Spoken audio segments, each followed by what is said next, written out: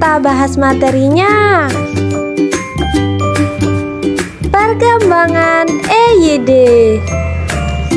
Bahasa Indonesia yang awalnya berakar dari bahasa Melayu sudah memiliki aksara sejak 100 tahun yang lalu, yaitu aksara Arab Melayu.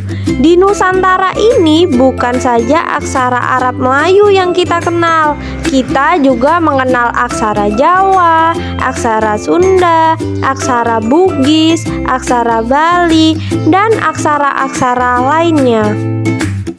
Perkembangan EYD yang pertama ada ejaan Van Ophuijsen, kedua ejaan Suwandi, ketiga ejaan pembaharuan.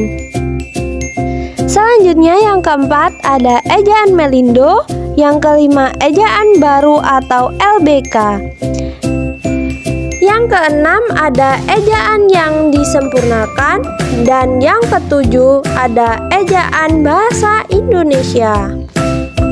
Ejaan Van Ophuijsen digunakan pada tahun 1901 sampai 1947. Ejaan ini merupakan pengembangan ejaan bahasa Melayu dengan menggunakan huruf Latin yang dilakukan oleh Profesor Carles van Ophuijsen, ahli bahasa berkebangsaan Belanda, dibantu oleh Engku Manawi, gelar Sultan Makmur, dan Muhammad Thaib, Sultan Ibrahim. Ejaan ini menjadi panduan bagi pemakai bahasa Melayu di Indonesia. Ciri-ciri ejaan Van Ophuijsen. 1.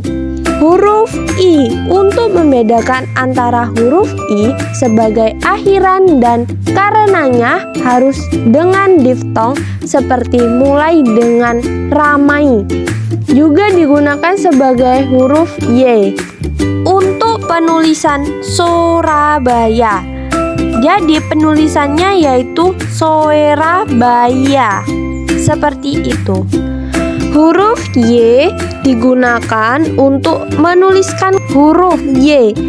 Contohnya jang untuk penulisan yang, pajah untuk penulisan payah, dan sebagainya. Selanjutnya, ejaan Republik atau ejaan Suwandi yang digunakan pada tahun 1947 sampai 1972. Beberapa tahun sebelum Indonesia merdeka, yakni pada masa kependudukan Jepang, pemerintah mulai memikirkan keadaan ejaan kita yang sangat tidak mampu mengikuti perkembangan ejaan internasional. Oleh sebab itu, pemerintah melalui Menteri Pendidikan dan Kebudayaan melakukan pengubahan ejaan untuk menyempurnakan ejaan yang disarankan sudah tidak sesuai lagi dengan kemajuan ilmu dan teknologi. Oleh sebab itu, pada tahun 1947 muncullah sebuah ejaan yang baru sebagai pengganti ejaan Van Ophuijsen. Ejaan tersebut diresmikan oleh Menteri Pendidikan, Pengajaran, dan Kebudayaan Republik Indonesia, Dr. Suwandi, pada tanggal 19 Maret 1947 yang disebut dengan ejaan Republik. Karena Menteri Pendidikan, Pengajaran, dan Kebudayaan adalah Dr. Suwandi, ejaan yang diresmikan itu disebut juga sebagai ejaan Suwandi. Hal yang menonjol dalam ejaan Suwandi atau ejaan Republik itu ada huruf OE diganti dengan U, seperti goe, roe menjadi guru, itue menjadi itu. Ada juga bunyi hamzah dan bunyi sentak ditulis dengan K, seperti tidak menggunakan petik menjadi tidak menggunakan K. Selanjutnya, angka 2 boleh dipakai untuk menyatakan pengulangan seperti beramai-ramai menjadi beramai dua.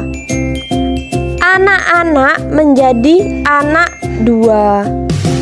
Selanjutnya ada ejaan pembaharuan. Ejaan pembaharuan direncanakan untuk memperbarui ejaan Republik. Penyusunan itu dilakukan oleh Panitia Pembaharuan Ejaan Bahasa Indonesia pada tahun 1957 oleh Profesor Prigino dan E. Katopo. Namun, hasil kerja panitia itu tidak pernah diumumkan secara resmi, sehingga ejaan itu pun belum pernah diberlakukan. Selanjutnya, ejaan yang tidak diresmikan Melayu Indonesia, Melindo. Pada akhir tahun 1950-an, para penulis mulai pula merasakan kelemahan yang terdapat pada ejaan Republik itu. Ada kata-kata yang sangat mengganggu penulisan karena ada satu bunyi bahasa yang dilambangkan dengan dua huruf seperti DJ, TJ, SJ, ENG, dan CH. Para pakar bahasa Indonesia menginginkan satu lambang untuk satu bunyi. Gagasan tersebut dibawa ke dalam pertemuan dua negara, yaitu Indonesia dan Malaysia. Dari pertemuan itu, pada akhir tahun 1959, Sidang Perutusan Indonesia dan Melayu, Slamet Mulyana dan Syekh Nasir bin Ismail masing-masing berperan sebagai ketua perutusan, menghasilkan konsep ejaan bersama yang kemudian dikenal dengan ejaan Melindo, Melayu Indonesia. Ejaan Melindo tidak pernah diresmikan. Di samping terdapat beberapa kesukaran teknis untuk menuliskan beberapa huruf, politik yang terjadi pada kedua negara antara Indonesia dan Malaysia tidak memungkinkan untuk meresmikan ejaan tersebut. Perencanaan pertama yang dilakukan dalam ejaan Melindo yaitu penyamaan lambang ujaran antara kedua negara tidak pernah terwujudkan. Perencanaan kedua yaitu pelambangan setiap bunyi ujaran satu lambang juga tidak dapat dilaksanakan. Selanjutnya ada ejaan baru atau Lembaga Bahasa Indonesia dan Kesusastraan yang disingkat sebagai LBK. Pada tahun 1967, Lembaga Bahasa dan Kesusastraan yang sekarang bernama Badan Pengembangan dari Pembinaan Bahasa Indonesia mengeluarkan ejaan baru. Pembaharuan ejaan ini merupakan kelanjutan dari ejaan Melindo yang gagal diresmikan pada saat itu. Anggota pelaksanaannya pun selain dari panitia LBK juga beranggotakan panitia dari Malaysia. Ejaan ini tidak memiliki banyak perbedaan dengan EYD kecuali pada perincian-perinciannya saja. Perubahan yang terdapat pada ejaan LBK yaitu huruf asing Z, Y, dan F disahkan jadi ejaan bahasa Indonesia. Hal ini dikarenakan pemakaian yang produktif. Selanjutnya huruf E tidak dibedakan pepet atau bukan. Alasannya karena tidak banyak kata yang berpasangan dengan variasi huruf E yang menimbulkan salah pengertian. Selanjutnya, ejaan yang disempurnakan berlaku sejak 23 Mei 1972 hingga 2015. Pada masa Menteri Mas Guri Saleh, ejaan ini menggantikan ejaan Suwandi yang berlaku sebelumnya. Ejaan yang disempurnakan ini mengalami 2 kali perbaikan, yaitu pada tahun 1987 dan 2009. Beberapa perubahan diantaranya yaitu terdapat perubahan huruf J menjadi Y, huruf DJ menjadi J, NJ menjadi NY, CH menjadi KH, TJ menjadi C, SD jadi SY. Kata ulang ditulis dengan kata hubung atau tidak diperbolehkan menggunakan tanda angka 2. Selanjutnya, penulisan kata majemuk dipisahkan dan tidak menggunakan tanda hubung. Selanjutnya, kata ganti ku, mu, kau, dan nya ditulis serangkai dengan kata depannya. Selanjutnya, ejaan bahasa Indonesia berlaku pada 2015 sampai sekarang. Pemerintah terus mengupayakan pembenahan terhadap ejaan bahasa Indonesia melalui Badan Pengembangan dan Pembinaan Bahasa Indonesia. Pasalnya, pemerintah meyakini bahwa ejaan merupakan salah satu aspek penting dalam pemakaian bahasa Indonesia yang benar. Ejaan bahasa Indonesia diresmikan pada tahun 2015 di masa pemerintah Joko Widodo dan Anies Baswedan sebagai Menteri Pendidikan dan Kebudayaan Republik Indonesia. Perubahannya diantaranya yaitu huruf diftong yang berlaku antara lain ai, au, ei, oi. Lafal huruf E menjadi 3 jenis. Contohnya peta, kena, militer. Tulisan yang dicetak tebal untuk menegaskan bagian yang bercetak miring. Kaidah EYD.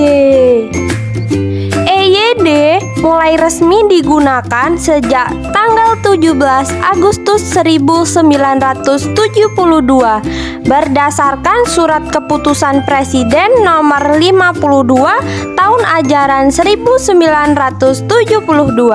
Berikut ini adalah aturan yang terdapat pada EYD. Yang pertama ada penggunaan huruf besar atau kapital. Kedua, penulisan kata turunan. Yang ketiga, penulisan kata ulang. Yang keempat, penulisan gabungan kata. Yang kelima, penulisan kata depan. Yang keenam, penulisan partikel. Yang ketujuh, penulisan kata ganti ku, kau, mu, dan nya. Yang kedelapan, penulisan angka dan lambang bilangan. Diksi dalam tulisan. Diksi.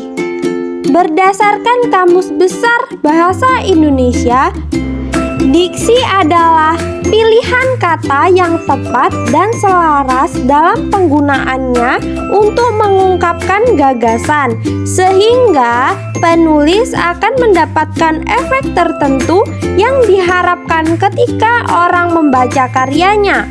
Dalam kata lain, diksi merupakan pemilihan kata yang tepat untuk mengungkapkan suatu gagasan agar mendapatkan hasil tertentu. Pemilihan diksi harus dilakukan dengan tepat, karena jika pemilihan diksi tidak tepat bisa menyebabkan perbedaan makna dan pesan penulis tidak akan tersampaikan. Dalam penulisannya, biasanya diksi digunakan untuk memperoleh makna puitis. Diksi dalam tulisan baku. Tulisan baku adalah tulisan yang ejaan dan pelafalannya sudah sesuai dengan kaidah bahasa Indonesia baku yang tertuang dalam KBBI dan Pedoman Umum Ejaan Bahasa Indonesia atau PUEBI. Tulisan baku biasanya digunakan untuk hal yang bersifat resmi, contohnya surat resmi. Diksi dalam tulisan tidak baku. Tulisan tidak baku adalah kosakata yang ejaan dan pelafalannya tidak sesuai dengan KBBI dan PUEBI. Biasanya kosakata tidak baku berasal dari bahasa daerah atau dari kata baku dengan pelafalannya yang tidak sesuai. Kata tidak baku lazim digunakan dalam percakapan sehari-hari seperti tidak dapat digunakan dalam konteks formal. Terima kasih sudah menyimak materi yang saya sampaikan, yaitu mengenai perkembangan EYD, kaidah EYD dan diksi dalam tulisan. See you next time.